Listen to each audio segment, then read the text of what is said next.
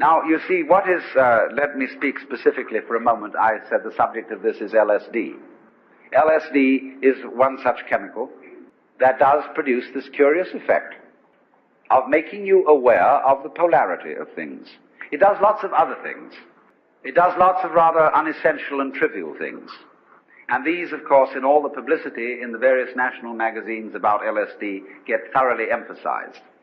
In other words, when somebody says something's real psychedelic, they mean bizarre. And when the national magazines try to illustrate the effect of these chemicals with various photographs, they come on with blurred photographs of all sorts of things higgledy-piggledy messed together. Naked girls seen through prisms. Well, that's absolutely nothing to do with it. If you wanted some sort of appropriate illustration for a Life magazine article on the effects of LSD, you would have one very simple solution. You would publish the most gorgeous color reproductions of Persian miniatures and of Moorish arabesques and of the illuminations of Celtic manuscripts. That would give you the story, so far as changes in human sensation are concerned. But there would be one thing very difficult to put across in pictures, because the people who looked at them, if they didn't get the point of view, wouldn't see it. And that is what I will call the sensation, as well as the intellectual understanding, of polarity. That is to say, that the inside and the outside, the subjective and the objective, the self and the other, go together. In other words, there is a harmony, an unbreakable harmony. When I'm using the word harmony, I don't necessarily mean something sweet. I mean absolute concordant relationship between what goes on inside your skin and what goes on outside your skin. It isn't that what goes on outside is so powerful that it pushes around and controls what goes on inside. Equally so, it isn't that what goes on inside is so strong that it often succeeds in pushing around what goes on outside. It is very simply that the two processes, the two behaviors, are one. What you do is what the universe does. And what the universe does is also what you do. Not you in the sense of your superficial ego, which is a very small, little tiny area of your conscious sensitivity, but you in the sense of your total psychophysical organism, conscious as well as unconscious. This is not something that arrived in the world from somewhere else altogether, that confronts an alien reality. What you are is the universe, in fact, the works, what there is, and always has been, and always will be forever and ever, performing an act called John Doe. And this is such a subversion of common sense, but is in fact, matter of fact, something, if you stop to think about it, that is completely obvious. Only everything conspires to prevent you from seeing that obvious thing. Because when you were babies, practically, all your parents and your teachers and your aunts and uncles and your older brothers and sisters got together and they told you who you were. They defined you as Johnny, who's just Johnny. And don't you come on too strong, Johnny, because, no, you've got elders and betters around here. But you're responsible. You're a free agent. You'd better be. And so, when you are told from childhood that you are expected and commanded to behave in a way that will be acceptable only if you do it voluntarily, you remain permanently mixed up. That, if anything, is permanent brain damage.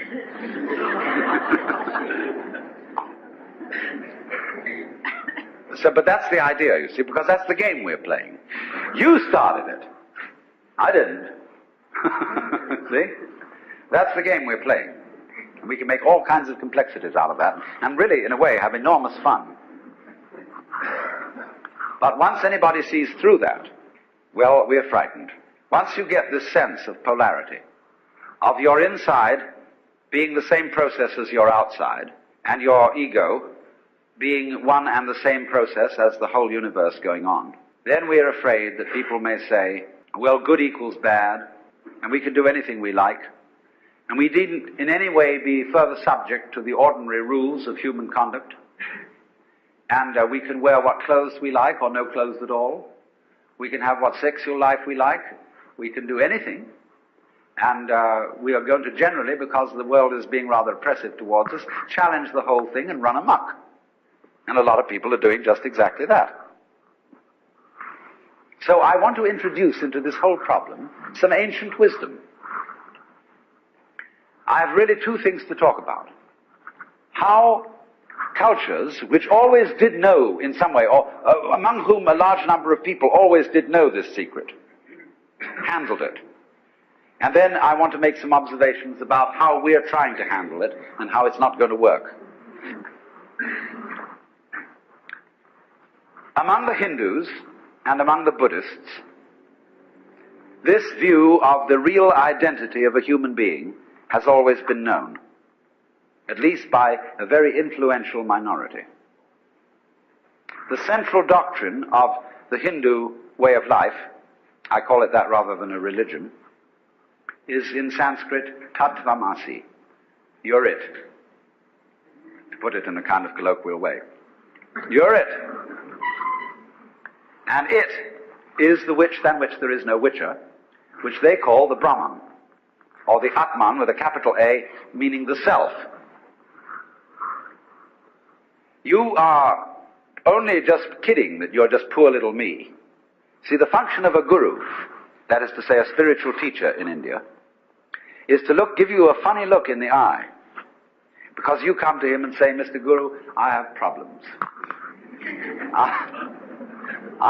I suffer and it's a mess and I can't control my mind and I'm miserable and depressed and so on. And he gives you a funny look. And you feel a bit nervous about the way he looks at you. Because he's reading your thoughts. And this man is a great magician. He can read everything that's in you. He knows right down into your unconscious, and you know all the dreadful things you've thought, and all the awful desires you have, and you are rather embarrassed that this man looks right through you and sees them all. But that's not what he's looking at. He's giving you a funny look for quite another reason altogether. Because he sees in you the Brahman, the Godhead, just claiming it's poor little me. And he's going to eventually, by all sorts of subtle techniques that are called in Sanskrit upaya, that in politics means chicanery, and in spiritual education means skillful pedagogy. He is going to try and kid you back into realizing who you really are. That's why he gives you a funny look. And why he seems to see right through you. As if to say, Shiva, old boy, don't kid me. I know who you are. But you're coming on beautifully in this act. That you're somebody else altogether. And I congratulate you. You're doing a wonderful job. Playing this part, which you call the person. My person. A person is a fake. The word means a mask. So if you read books on how to be a real person, you're reading books on how to be a genuine fake. The word persona, as you know, means a mask worn in Greco-Roman drama. So if you come on to the Guru and say, well, he asks you who you are, Sri Ramana Maharshi, when anybody came to him and they said to him, as people do, who was I in my last incarnation? Or will I be reincarnated again? He always replied, who's asking the question? And everybody was irritated because he wouldn't give them answers about what they were in their former lives. He just said, who are you? And he looked at you. Have you looked at photographs of this man? I keep a photograph of him close by because of the humor in his eyes. They're looking at you with a dancing twinkle, saying, come off it.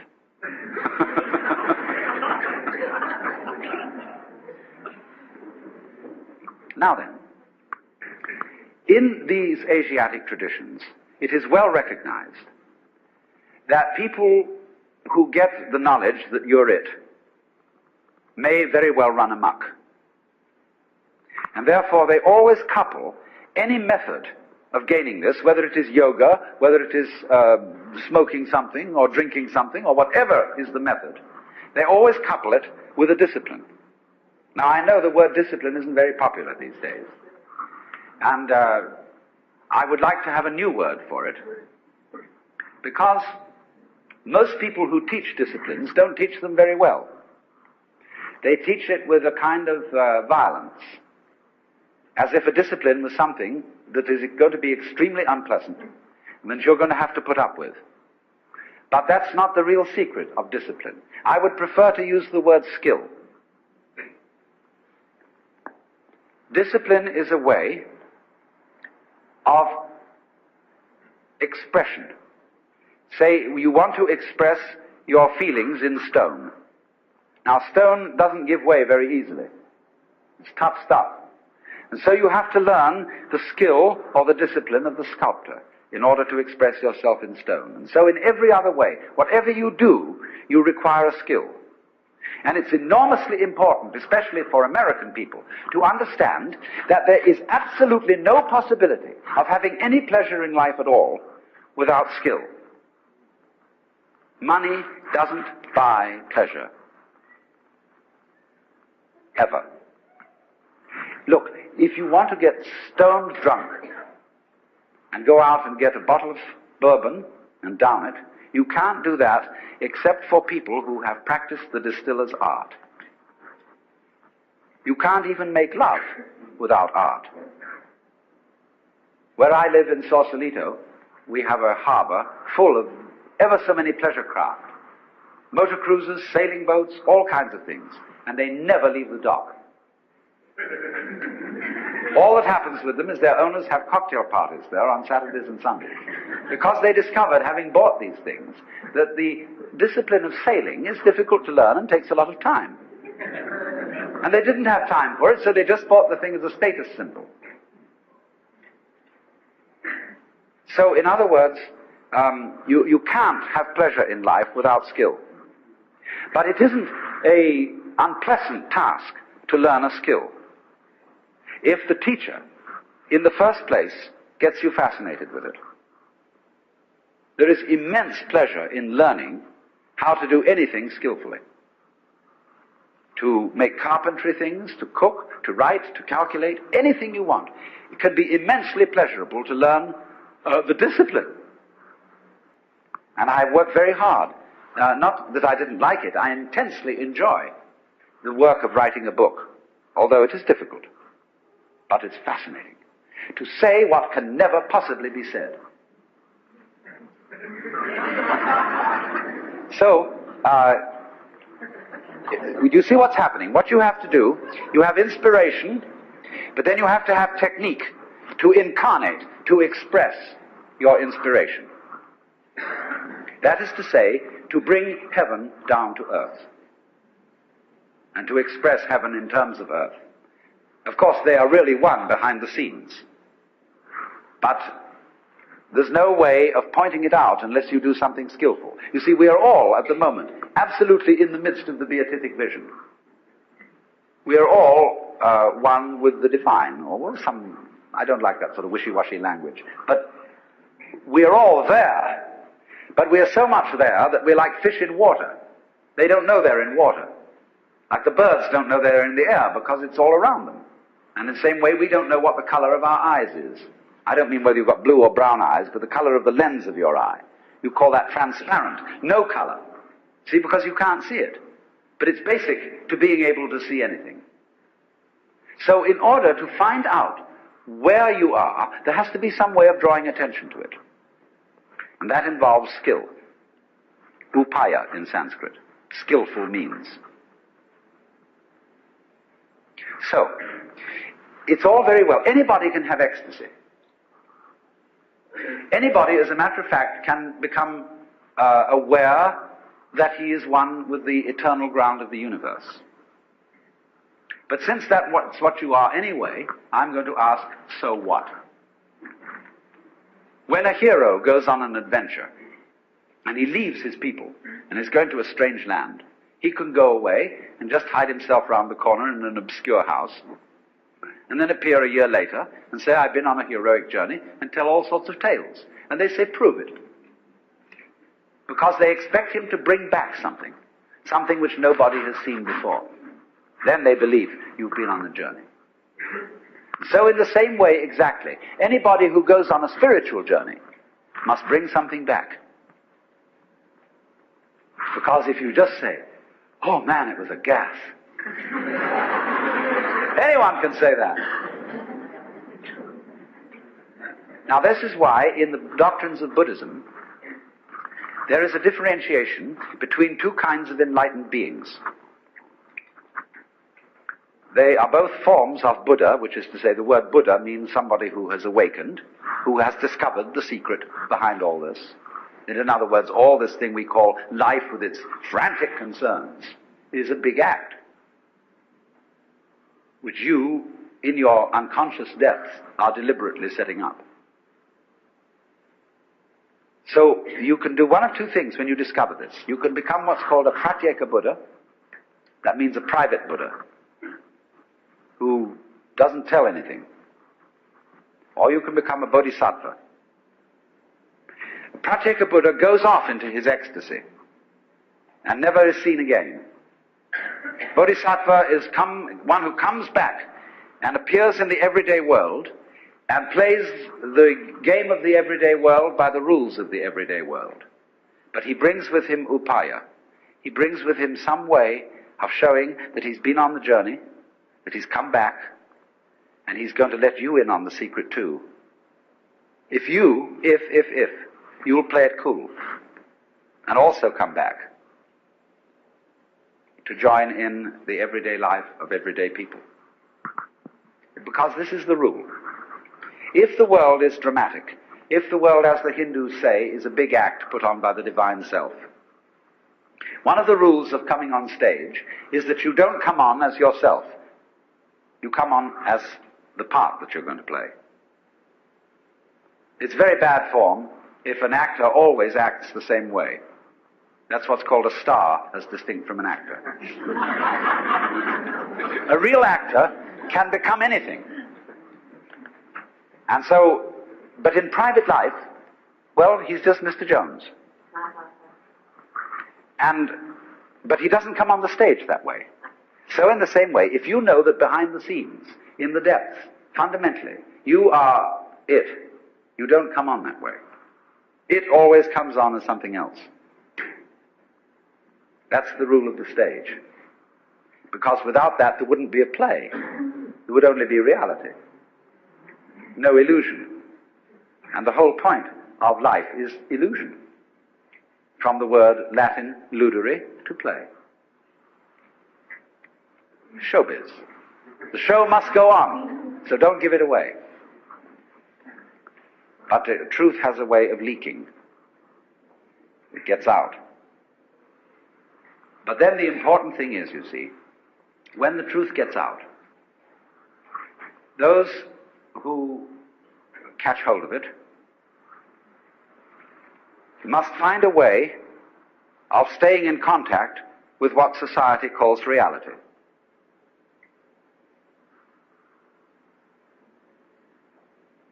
That is to say, if you have a radio, you don't only need an antenna, you also need a ground. So what happens in the world of mysticism, of psychedelic visions, and so on, needs to be grounded. So then, there are always two directions in which such a discipline works. One, preparatory. In other words, those who taught disciplines for awakening in the Orient were always careful to screen, first of all to screen those who applied, and then after screening them, to make them sensible, so that they knew how to handle the game of ordinary human existence and play it by the ordinary human rules.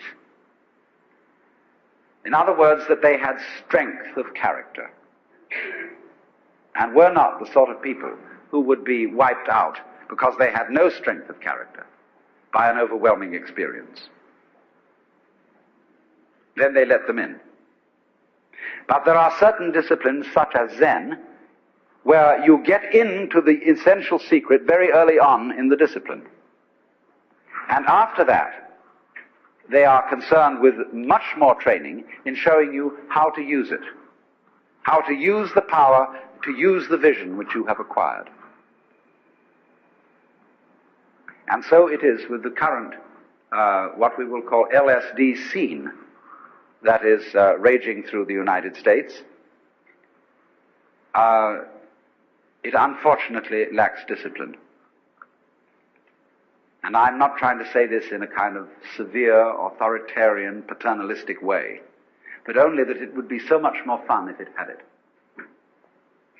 In other words, when people try to express what they have seen in this kind of changed state of consciousness, they show 5 movies going on at once, projected upon torn bed sheets, with stroboscopic lights going as fast as possible at the same time, and 11 jazz bands playing. And they're going to blow their minds, baby.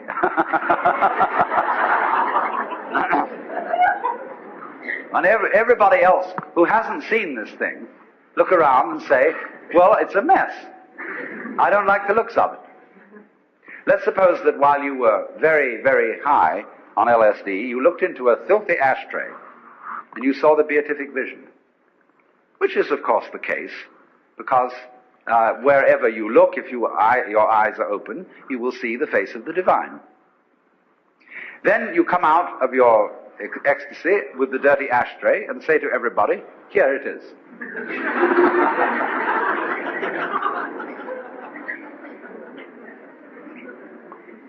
No.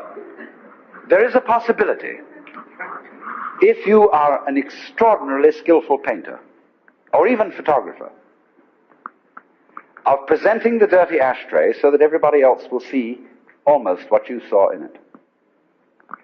But you will have to have a technique which will translate every grain of ash into a jewel, because that's what you actually saw. But that requires mastery of an art. And I'm afraid people think that all it's necessary to do is just throw out any old thing, because under that transformed state of consciousness, any old thing is the works. But nobody else can see it if they haven't shared that point of view. So then,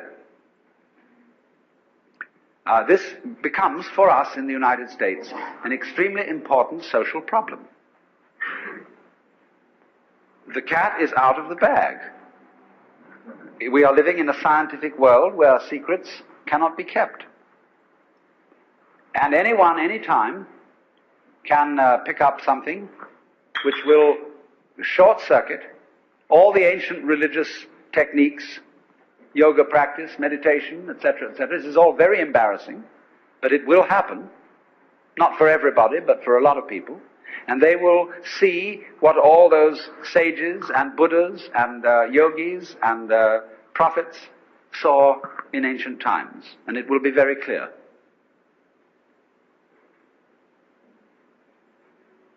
So what? So you see, you can say, look at all these people who haven't seen it.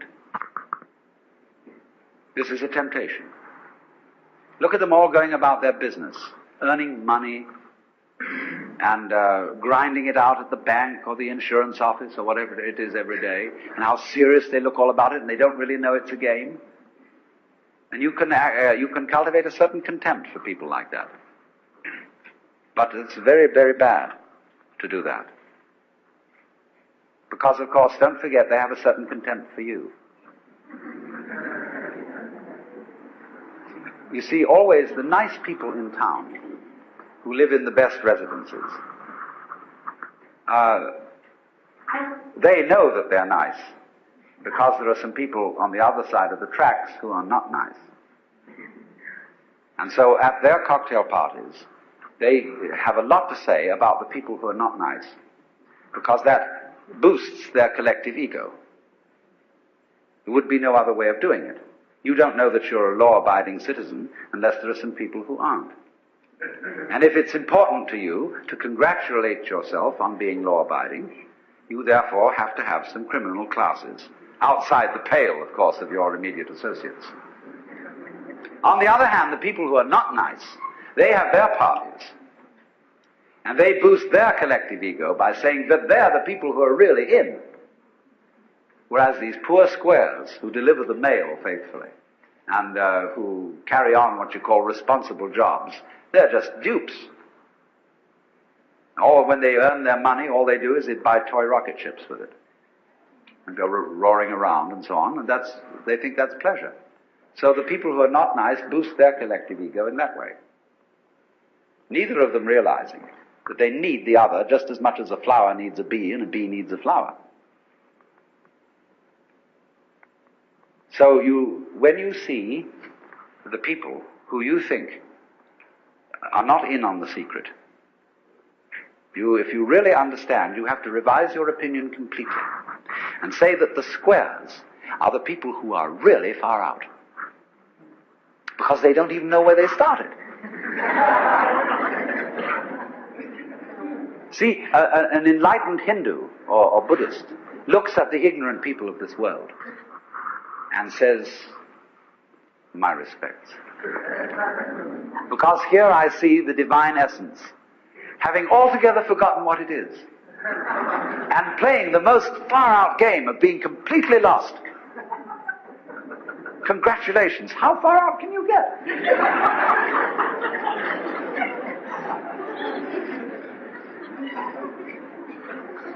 So if you understand that, you don't start a war with people you might say are square. Don't challenge them. Don't bug them. Don't frighten them. The reason is not because they are immature, because they are babies, and you mustn't scare babies. It's nothing to do with that. You mustn't frighten them because they are doing a very far-out act. They're walking on a tightrope, miles up. And they've got to do that balancing act, and if you shout, they may lose their nerve. See, that's what we call the responsible people of the world are doing. It is an act, it's a game, just like the tightrope walker. But it's a risky one. And you can get ulcers from it, and all sorts of troubles. But you must respect it. And say, congratulations on being so far out.